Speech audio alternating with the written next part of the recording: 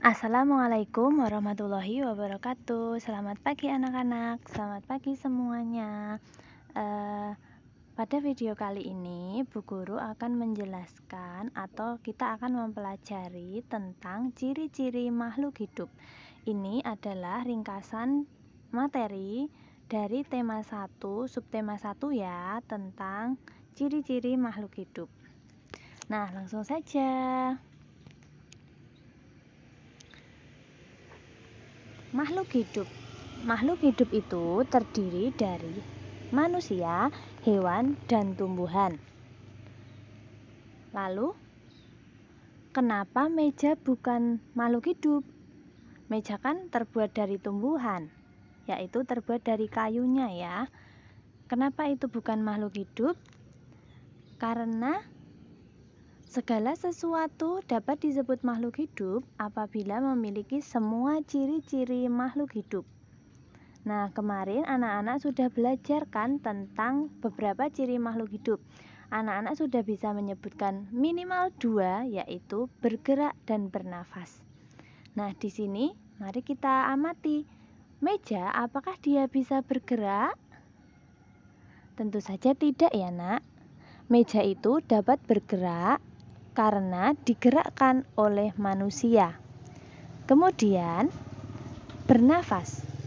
Apakah meja dapat bernafas? Bernafas itu apa sih? Ada yang tahu?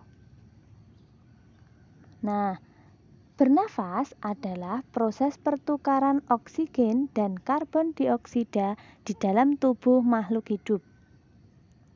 Nah, di sini kita amati apakah meja itu terjadi pertukaran oksigen dan karbon dioksida di tubuhnya? Tentu saja tidak ya, Nak. Nah, dari 2 ciri ini saja, meja itu sudah tidak memiliki ciri-ciri ini, kedua ini. Jadi, berarti meja bukanlah makhluk hidup. Begitu juga dengan pot atau pintu dan benda-benda lainnya. Itu disebut benda mati atau benda tak hidup ya. Selanjutnya, ada beberapa ciri-ciri makhluk hidup yang Bu Guru tuliskan di sini. Ada 6, ini Bu Guru ambil, Bu Guru ringkas dari buku dan LKS tematik ya. Untuk yang pertama, cirinya adalah bergerak.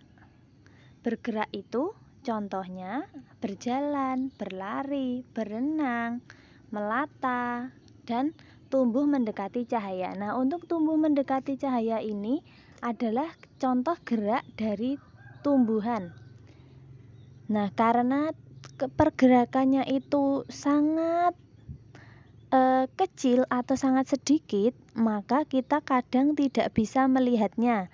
Hanya tahu-tahu tumbuhan itu kok bengkok ke sana ya, kok melengkung ke sana. Nah, itu karena dia itu tumbuhnya mendekati cahaya. Dia bergerak seperti itu. Kemudian yang kedua cirinya adalah bernafas.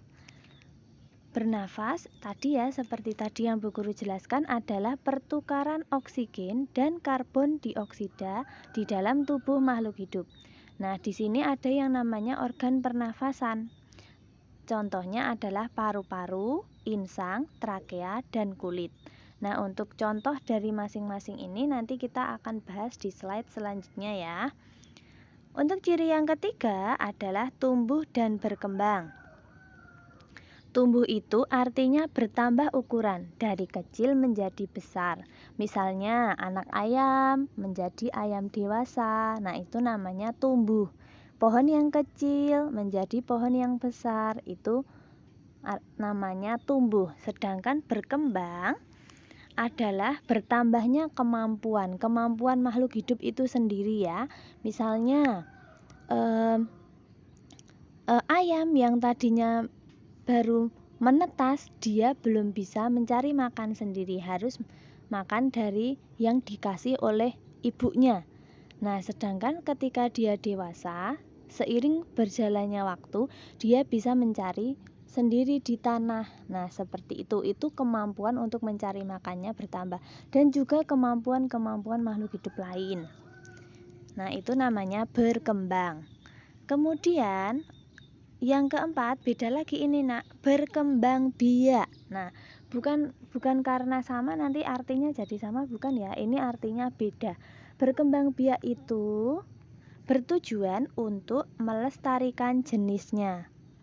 Misalnya ayam, dia bertelur, menetas, itu untuk melestarikan jenisnya. Kalau misalnya ayam tidak bertelur, lama-lama ayam itu akan hilang dari dunia ini. Begitu pula dengan makhluk hidup lain.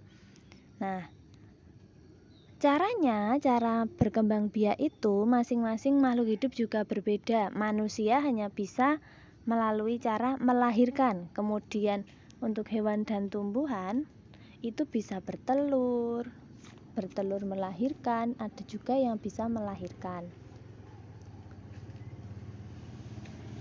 Nah, untuk ciri yang kelima, mohon maaf ya nak, banyak suara. Untuk ciri yang kelima adalah memerlukan makanan. Di sini semua makhluk hidup itu memerlukan makanan untuk tumbuh. Nah, untuk manusia dan hewan dia mencari dari alam. Kadang manusia mencari sayuran, buah-buahan ya. Nah, kalau tumbuhan itu bisa membuat makanannya sendiri melalui proses fotosintesis. Yang keenam adalah peka terhadap rangsang. Rangsang ini bisa berupa suara, sentuhan, cahaya, dan lain-lain. Nah, itu bisa menjadikan makhluk hidup itu peka. Misalnya, ketika kamu memanggil ayam, cuk cuk cuk, mau ngasih makan gitu ya. Nah, dia peka terhadap suara. Jadi dia akan mendekat. Nah, seperti itu contohnya.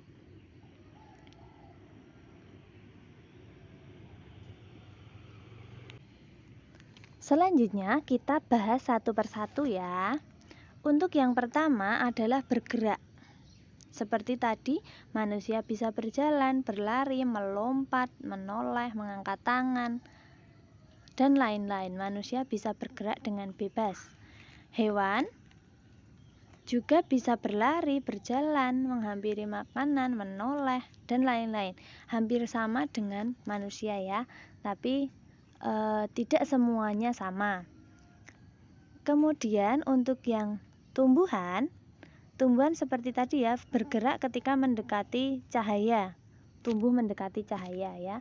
Gerak tumbuhan ini tidak sebebas seperti manusia dan hewan. Jadi kadang kita tidak bisa melihatnya. Lalu Bu, kalau itu loh Bu, daunnya itu terkena angin, kan itu gerak-gerak Bu. Nah, itu karena gerakan dari luar, itu kan karena tertiup angin ya, atau kita goyang-goyangkan seperti itu. Nah, itu bukan namanya gerak pada tumbuhan. Itu bukan geraknya tumbuhan, tuh bukan seperti itu ya nak. Jadi anak-anak harus paham tentang ini ya. Yang kedua adalah bernafas. Manusia bernafas dengan menggunakan paru-paru namanya.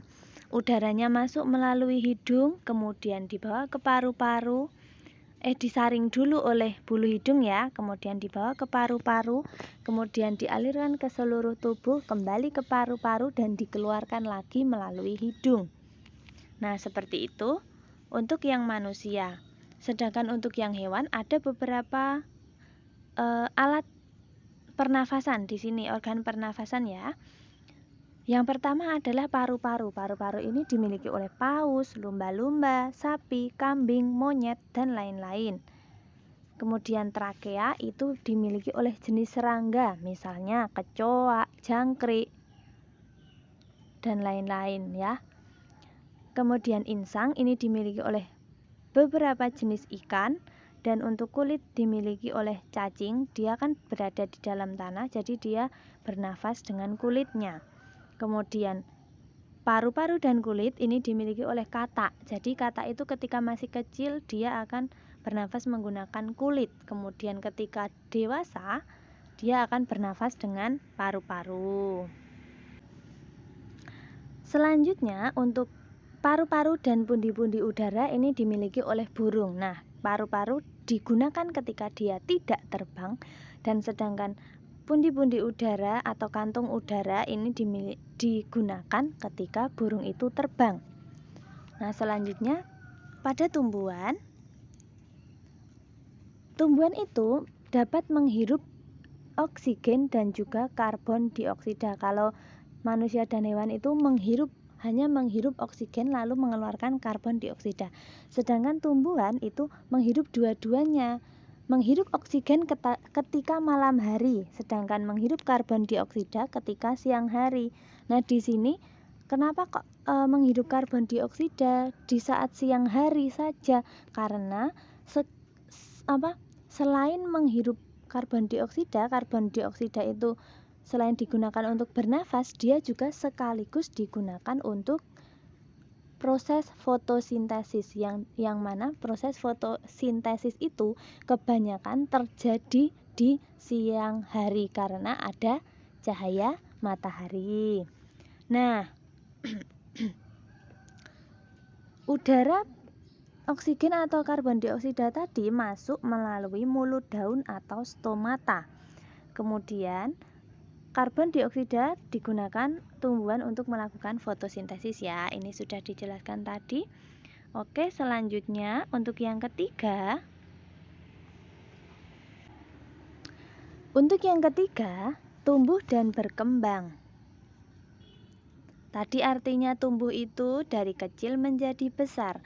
Kemudian contohnya tadi ya, anak ayam tumbuh menjadi ayam dewasa, bayi tumbuh menjadi remaja, kemudian anak kambing yang kecil tumbuh menjadi menjadi kambing dewasa, dan seperti itu. Pokoknya kecil menjadi besar itu namanya tumbuh. Sedangkan berkembang adalah bertambahnya kemampuan makhluk hidup. Tadi ya, seperti tadi belum bisa mencari makan sendiri ketika habis menetas, tapi setelah dewasa dia bisa mencari makan sendiri dan lain sebagainya. Contohnya banyak sekali. Nah, yang keempat adalah berkembang biak. Berkembang biak tadi tujuannya adalah untuk melestarikan jenisnya ya. Nah, manusia berkembang biak dengan cara melahirkan. Kemudian tumbuhan itu berkembang biak dengan cara biji, tunas, geragi, stek, cangkok. Nah, ini akan kita pelajari pada subtema selanjutnya pada perkembangbiakan hewan dan tumbuhan ya. Kemudian untuk hewan itu ada 3 cara. Kalian mungkin pernah dengar ada yang namanya ovipar atau bertelur. Contohnya ayam, bebek, angsa, ikan, dan lain-lain, cicak ya.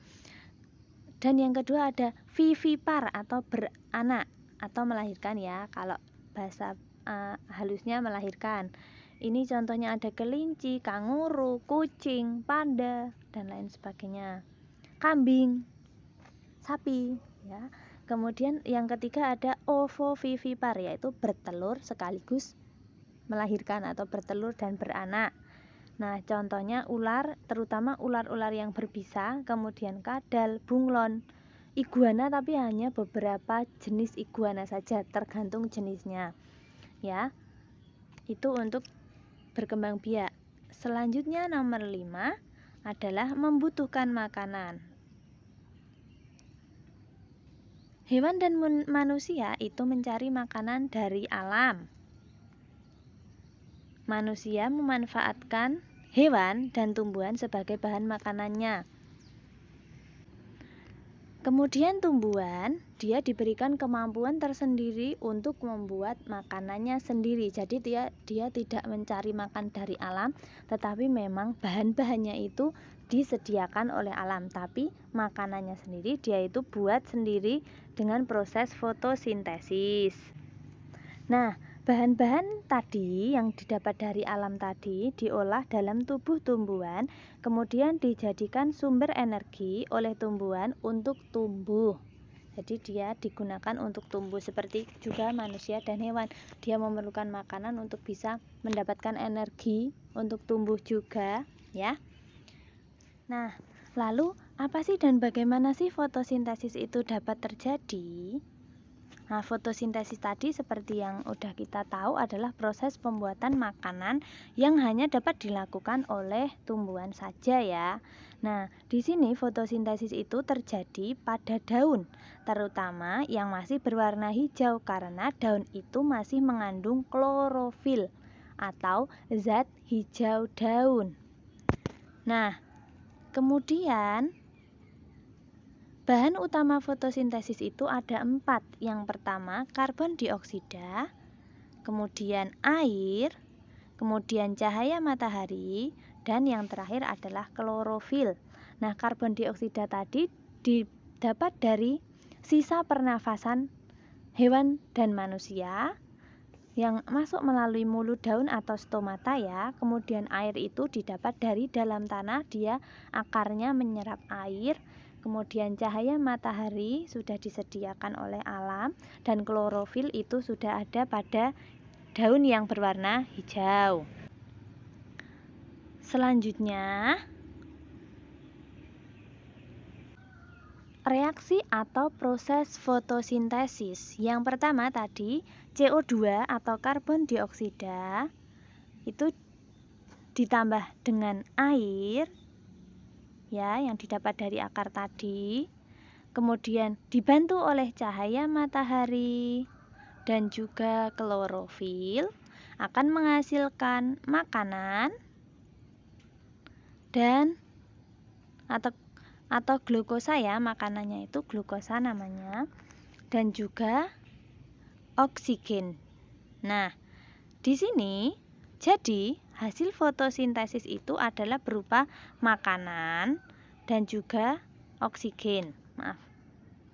Nah, oksigen ini dikeluarkan untuk membantu manusia dan hewan bernafas, sedangkan glukosanya digunakan untuk makanan tumbuhan itu sendiri. Nah, seperti itu ya. Selanjutnya, ciri yang ke-6, peka terhadap rangsang. Nah, di sini misalnya manusia itu menoleh ketika dipanggil atau menjerit ketika kita cubit atau kaget terhadap sesuatu yang datang tiba-tiba. Nah, itu atau kita menutup mata dengan tangan ketika cahaya terlalu silau, itu juga peka terhadap rangsang ya. Rangsangnya berupa cahaya. Kemudian untuk hewan ini bersuara ketika dipanggil, menoleh ketika disentuh, dan lain-lain. Kemudian untuk tumbuhan, contohnya daun putri malu menutup ketika disentuh, dan bunga pukul 4 mekar hanya saat ada cahaya. Nah, seperti itu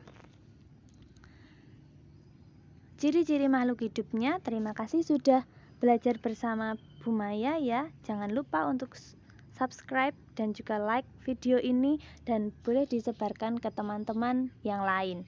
Selamat belajar anak-anak. Terima kasih.